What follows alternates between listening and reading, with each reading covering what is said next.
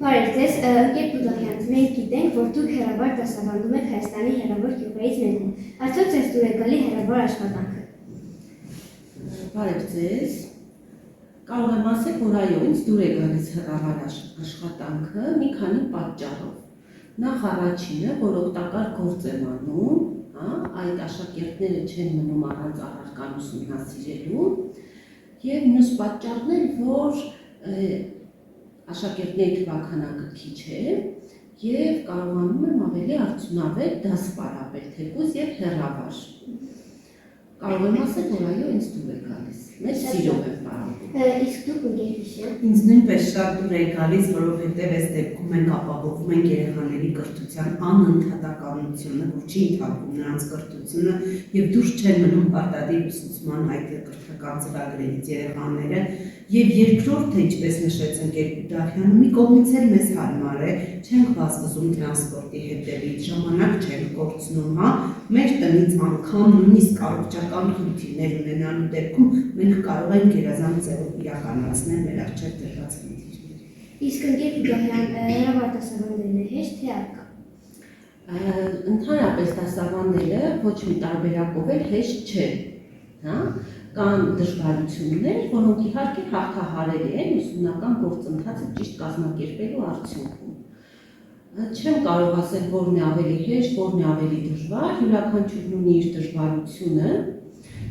եւ ցանկացած պարագայում անկախ նրանից հեռավոր թե առկա, փորձում ենք հաղթահարել այդ դժվարությունները։ Իսկ ձեր կարծիքով։ Ես կարող եմ նշել մի քանի առավելություն առկա ուսուցման դեպքում եւ մի քանիսը հեռավոր կրթության դեպքում։ Այստեղ խոսում է տեխնիկայի առկայություն, ասենք ստացիոնար պարապմունքների ժամանակ տեխնիկայի բացակայության դեպքում դու չես կարող այն նյութերը, որ կիրառում ես հեռավոր կրթության, ամեն թեմայի շրջանակում ունես պատրաստի նյութեր, խաչմարներ, քվիզներ, դասապրոցեսը ավելի հետաքրքիր դարձնելու համար, ինչը որ երբեմն բացակայում է առկա ուսուցման դեպքում, բայց այս դեպքում էլ աշակերտը քո սիրո, ջերմության, անմիջական շփման բացակայությունն է ունենում, ինչն էլ երբեմն լրացնում են մեր այցելությունների ժամանակ։ Այսինքն երկու դեպքում էլ կան եւ առավելություններ եւ դժվարություններ։ Իսկ ձեր կարծիքով ինչ գիտելիքներ են պահանջում հեռավոր աշխատելու համար։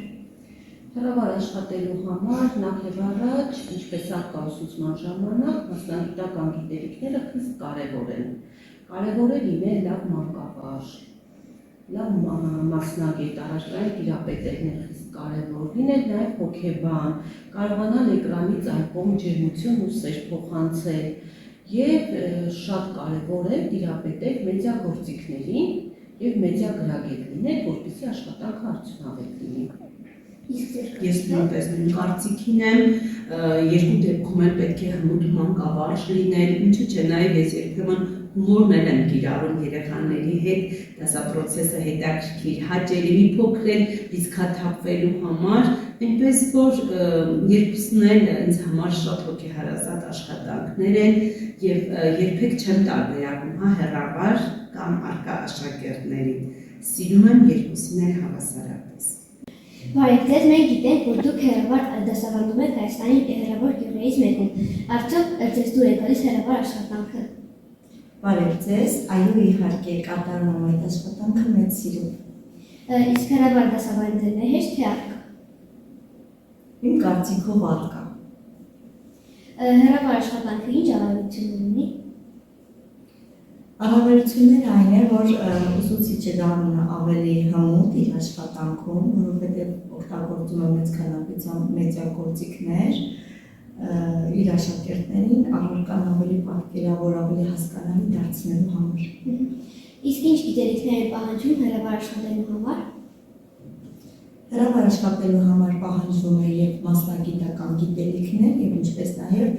պետք է ուսուցիչ լինի մեդիա գրագետ, որպեսզի կարողանա իր աշխատանքը կատարել։ Լավ, շատ շնորհակալ եմ։ Ես նույնպես շնորհակալ եմ։